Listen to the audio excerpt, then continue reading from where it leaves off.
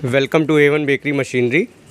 आज हम यहाँ इस मशीन के बारे में बताते हैं। इसको बताने से पहले हम आपको बता दें कि ये मशीन का नाम क्या है, इस मशीन को चलाने पर कितना ख़र्च आता है, इस मशीन से हम लोग क्या क्या बना सकते हैं और इस मशीन से हम लोग कितना कमा सकते हैं।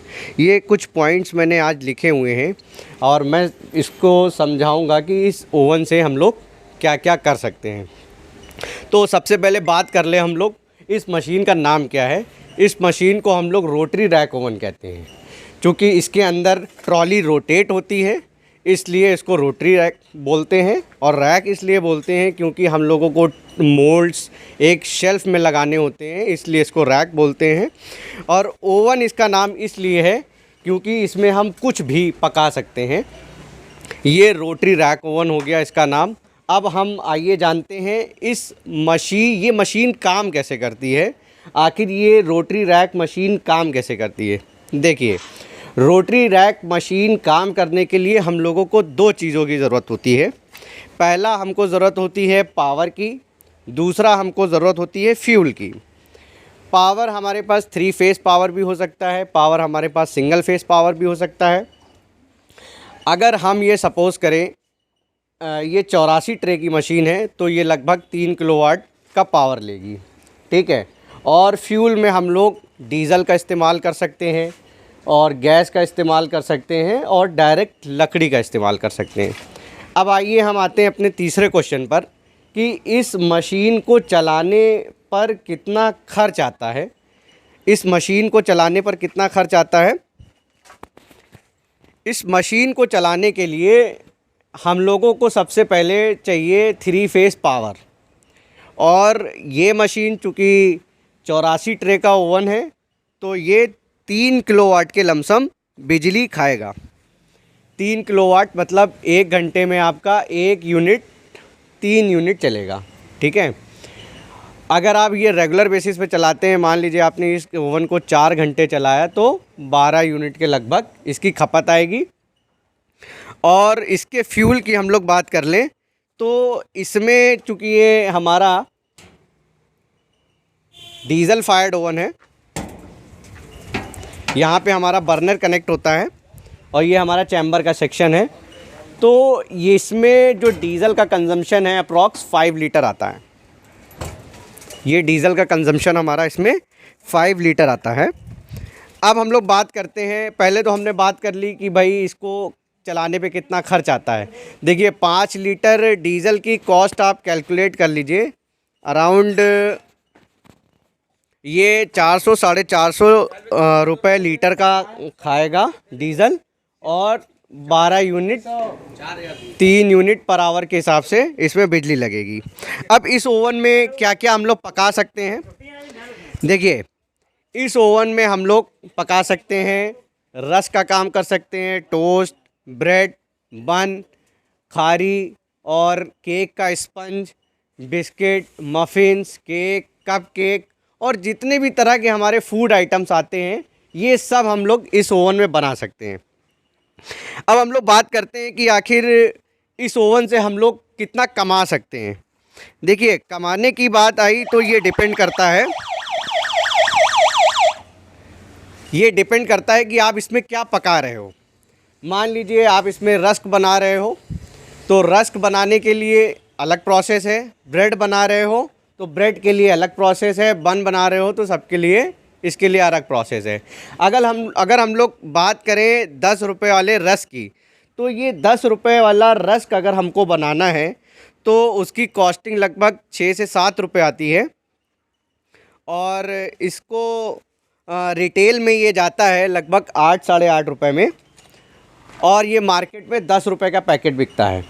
अगर मान लें हम लोग एक कार्टन में 20 पैकेट आते हैं तो 165 रुपये होल सेल में ये जाता है, और इस हिसाब से और 200 रुपये में ये कस्टमर को मिलता है।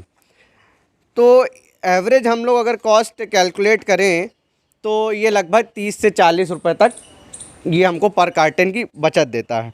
अगर 400 ग्राम की ब्रेड आपको बनानी है तो 400 ग्राम की ब्रेड में एवरेज कॉस्टिंग आती है लगभग 18 से 20 रुपए की, और मार्केट पे सेल होता है 35 रुपये का।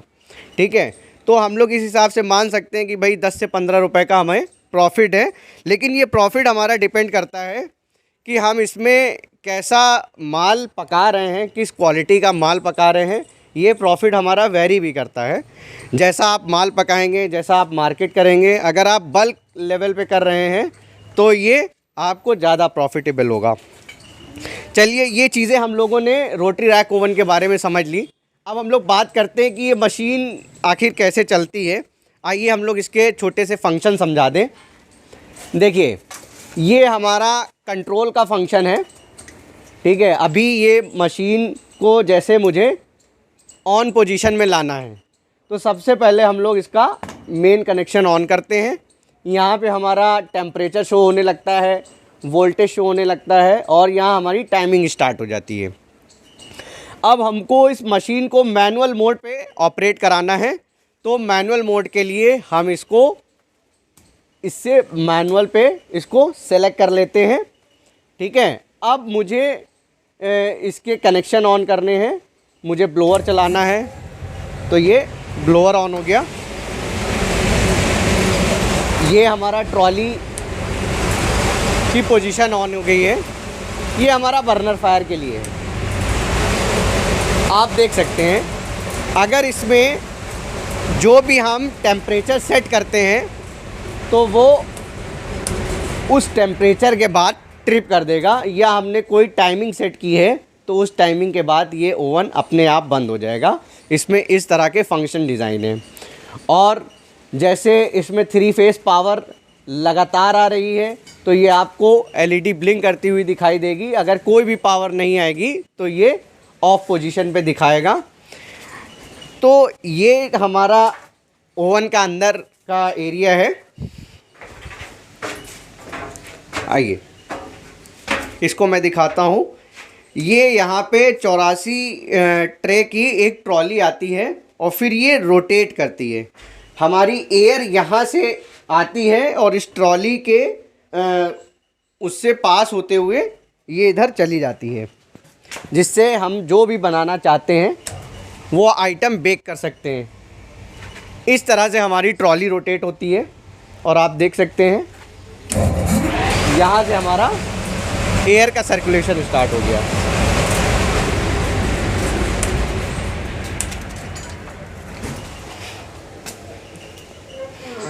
अगर इस मशीन को हम लोगों को ऑटो मोड पे स्टार्ट करना है तो हम ये ऑटो पे लगा करके ये डायरेक्ट स्टार्ट कर सकते हैं। अब ऑटो में लगाने के बाद जितना टेम्परेचर और जितना टाइमिंग हम लोग सेट करेंगे तो यहाँ पे उस टेम्परेचर उस टाइमिंग के हिसाब से मशीन ट्रिप कर जाएगी, आपका माल पक जाएगा और आप उसको ईज़िली निकाल सकते हो।